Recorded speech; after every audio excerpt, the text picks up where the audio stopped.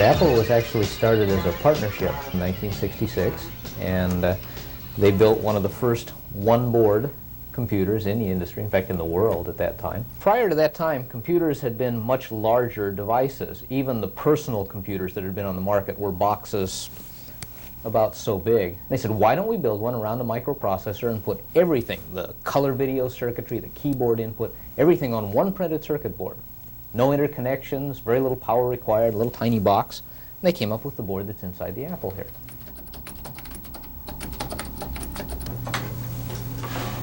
So you want some horns on little Albert here.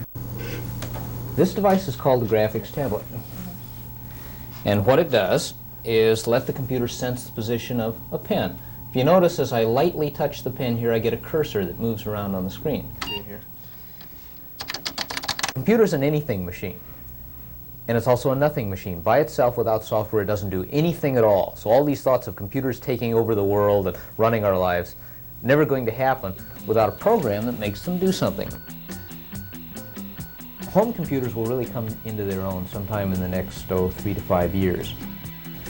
Think of how nice it would be to be able to sit at home and decide that you want to fly to New York, pick up the telephone and connect it to your computer and say, I'd like to leave for New York on January 13th, sometime between 1 and 3 in the afternoon, have the computer automatically search the airline guides, recommend 3 flights, you pick one, and it makes your reservation.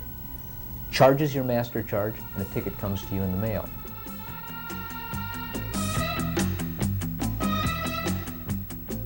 There's a communications network around the United States already. In fact, there's several of them, but one that we use, a company called The Source, provides an electronic mailbox and bulletin board for everyone who subscribes to it.